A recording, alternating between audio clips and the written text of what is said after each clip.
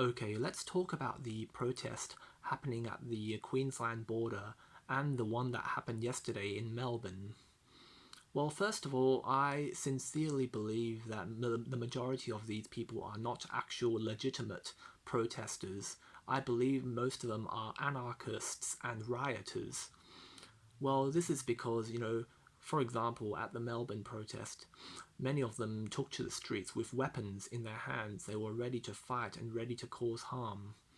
I mean, I wasn't there myself, but I've watched a fair bit of video footage, and I've also seen video footage of the Queensland border protest as well, and many of them, they weren't even, like communicating, they weren't even holding up signs or, conveying a particular message. All they were doing was just being obnoxious, they were inciting violence, they were, conducting violent demonstrations, attacking police officers, and causing property damage, and in the meantime, just like doing publicity stunts as well.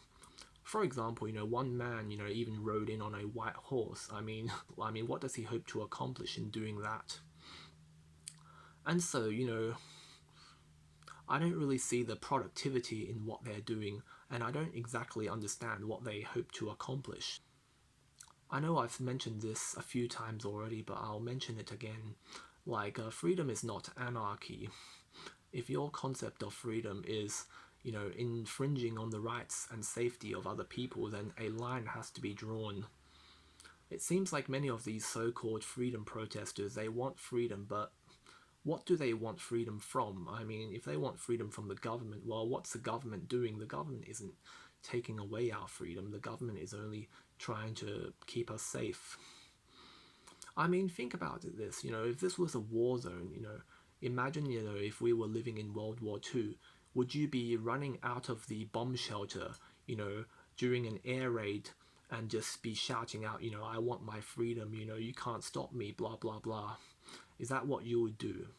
Mind you, I have a friend in the UK who actually survived World War II, and this was before, they didn't have social media, they didn't have like, TikTok or Menulog or Uber Eats back in the day.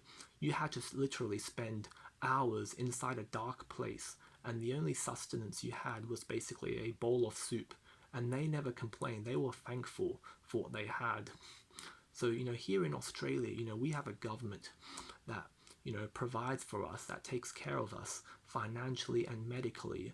So, what exactly do we want freedom from? I mean, who is taking away our freedom? Who is, infringing on our human rights?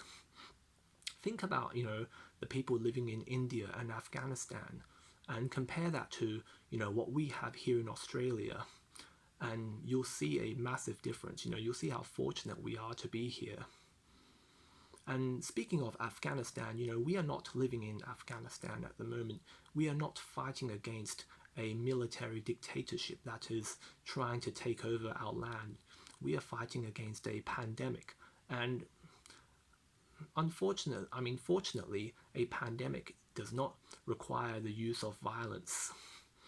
And so I don't really see where these violent demonstrations are going. They're not helping us, come out of lockdown anytime sooner. All they're doing is basically, forcing the government to tighten this lockdown. And I know this lockdown isn't a perfect solution, but it's the most practical solution we have, so let's just make do with it.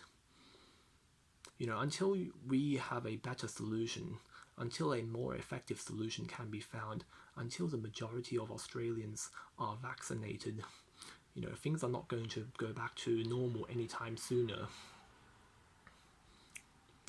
And at the same time, for those who really, really desire to be free from the government, why don't you practice what you preach? Like, give back your Medicare card, deactivate your Centrelink account, break all ties with the government, and then move to a remote area where you are less likely to catch the virus or pass it on to anyone else. And then you will have the freedom of your heart's desire.